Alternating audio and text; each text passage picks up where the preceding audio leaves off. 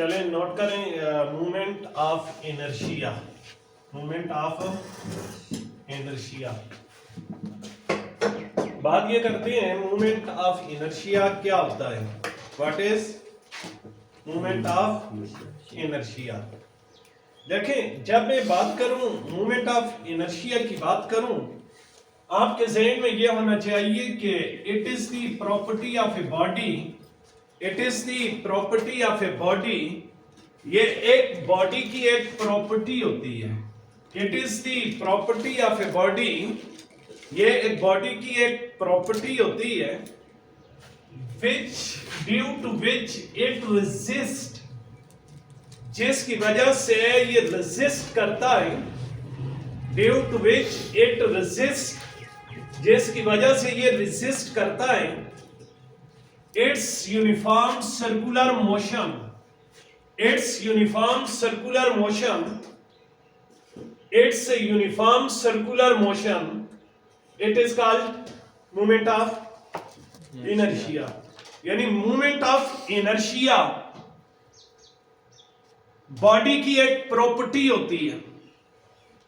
Movement of inertia is the property of a body which resist, जो क्या करती है, रेजिस्ट करती है किस चीज को, इट्स यूनिफॉर्म सर्कुलर मोशन।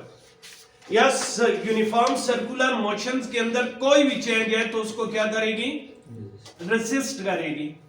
ये जो मूवमेंट ऑफ इनर्शिया होता है, it is represented by I.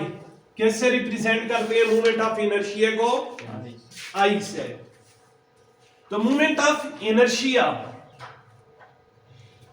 Is the property of a body, ये एक बॉडी की एक प्रॉपर्टी होती है विच रेजिस्ट, जो रेजिस्ट करती है, किस चीज को रेजिस्ट करती है, any change in uniform circular motion. It is represented by I. इसको किस से रिप्रेजेंट करेंगे, आई से। देखिए, मैथमेटिकली इस मूवमेंट ऑफ इनर्शिया को यूं डिफाइन करते हैं। मैथमेटिकली मूवमेंट ऑफ इनर्शिया को मैथमेटिकली हम ऐसे डिफाइन करते हैं कि movement of inertia is the product of mass, product of mass to the square of the distance from the axis of rotation. Movement of inertia is the product of mass and square of the distance from the axis of rotation. यानी दो चीजों की product, mass की, particle के mass की किसके साथ, square of the distance के साथ। कहां से, from the axis of rotation. देखो, अगर फर्ज करो ये एक पार्टिकल है और इसका मास m है और इसका एक्सिस ऑफ रोटेशन से ये डिस्टेंस क्या है, r है। तो आप इस मास और स्क्वायर ऑफ डिस्टेंस की प्रोडक्ट लीजिए,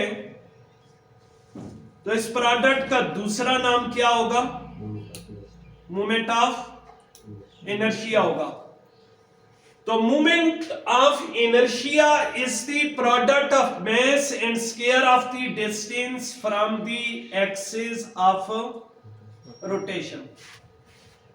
देखें, अगर हम इस मूवमेंट ऑफ इनर्शिया की रोल की बात करें, तो मूवमेंट ऑफ इनर्शिया का वही रोल होता है जो इनर्शिया का लीनियर मोशन में होता है। रोटेशनल मोशन में मूवमेंट ऑफ इनर्शिया वही रोल रखता है। तो ये बात अपने ज़हन में रखें कि मूवमेंट ऑफ इनर्शिया, दो डेफिनेशन ये आपके ज़हन में होनी चाहिए कि it is the property of the body which resist any change in its uniform circular motion, या it is the product of mass and square of the distance from the axis of rotation. देखें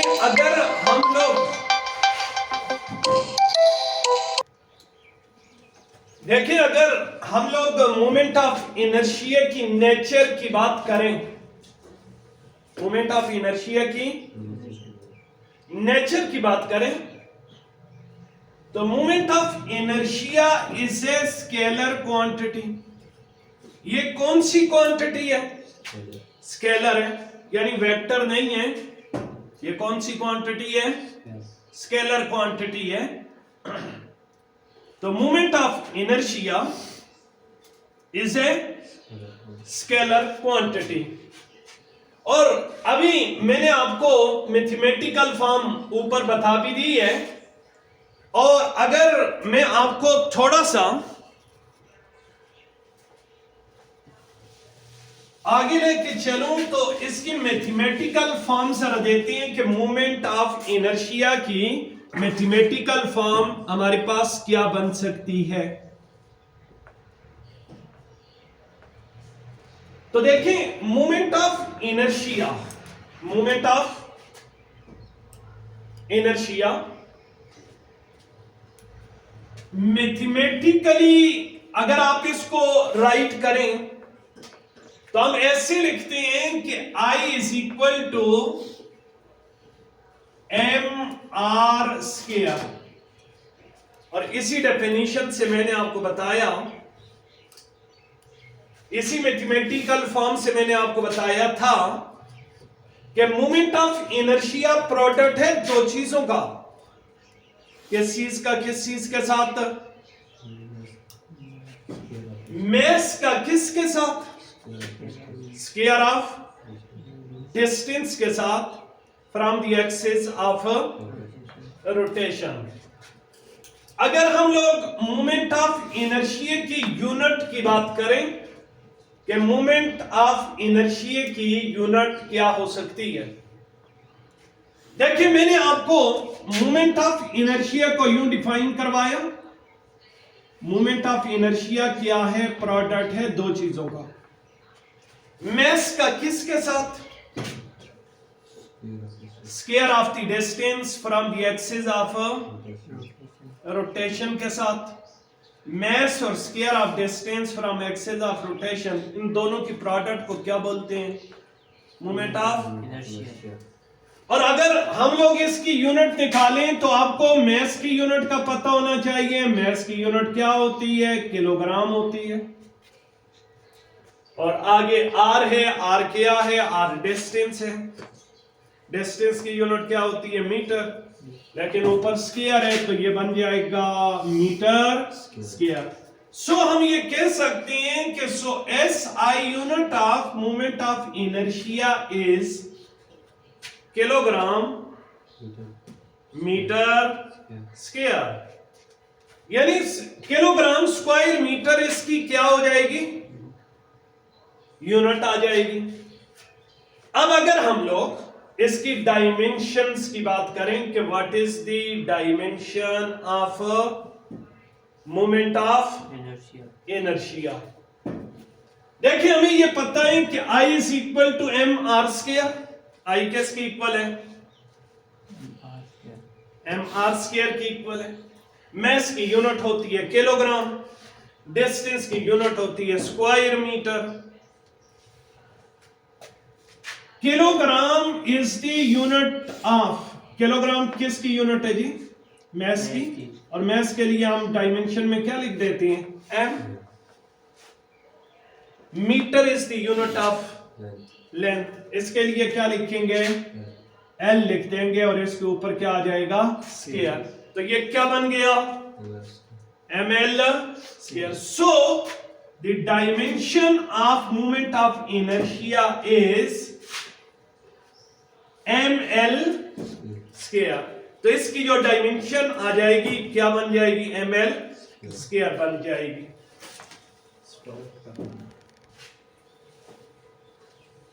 तो थोड़ी सी हम लोग moment of inertia और torque की थोड़ी सी relations की बात कर लेते हैं।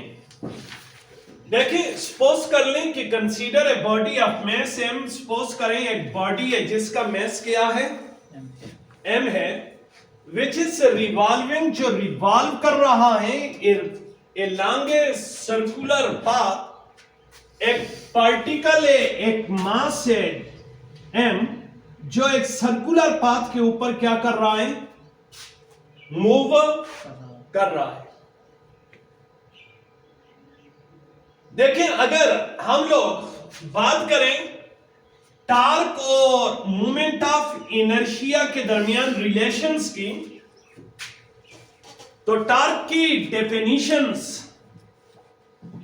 आप लोगों ने पढ़ी थी कि torque is the product. Torque क्या होता है, प्रोडक्ट होता है दो चीजों का, किस चीज के साथ, फोर्स का किसके साथ, मूवमेंट ऑफ, मूवमेंट आर्म का किसके साथ, फोर्स के साथ क्रॉस प्रोडक्ट होता है। लेकिन देखो अगर मैं इस क्रॉस को खत्म कर दूं तो मुझे क्या लगाना पड़ेगा, साइन थीटा लगाना पड़ेगा। तो tau is equal to R F sine theta आ जाएगा, आर एफ साइन थीटा आ जाएगा।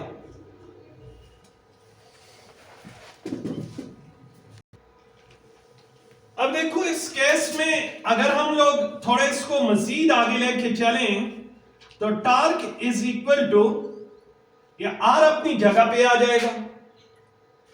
आप लोगों ने ये पढ़ा है कि एफ किसकी इक्वल होता है, F A is equal to M A. F किसकी इक्वल होता है जी, एम ए की इक्वल होता है। तो इस एफ की जगह में लिख दूंगा M A sine theta. Theta यहां कितने का है जरा सोचो। देखो फोर्स इस केस में यूं होगी, ऐसे लगेगी, मूवमेंट आर्म ऐसी है, तो ये एंगल कितने का हो जाएगा, 90। तो here angle theta is equal to 90 degree. Theta कितने का है जी, 90 डिग्री का है। देखो हमारे पास ये टार्क इक्वल आ जाएगा किसके, आर एम इंटू, देखो हम लोगों ने लीनियर एक्सेलरेशन और एंगुलर एक्सेलरेशन के दरमियान भी रिलेशन पढ़ी थी। ए किसकी इक्वल होता है जी, आर अल्फा।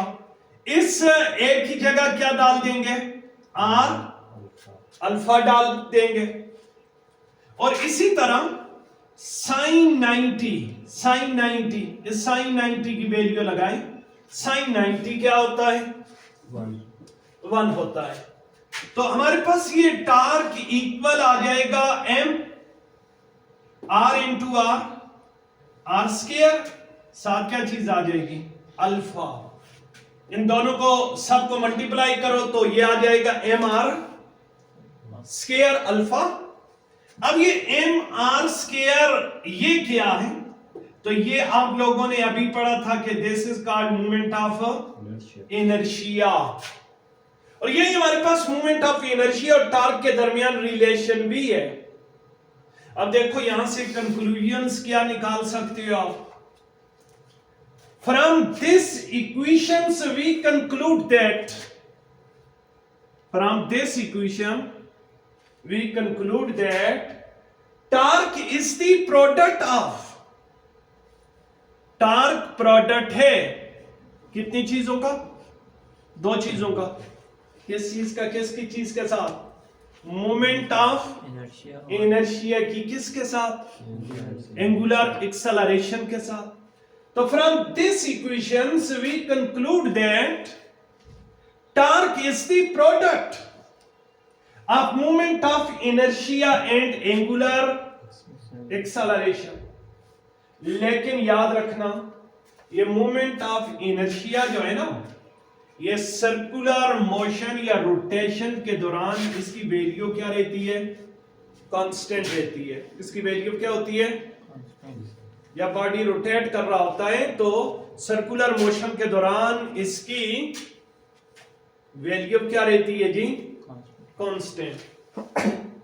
अब ये जो हमारे पास ये जो मोमेंट ऑफ इनर्शिया है, it plays same role in angular motion.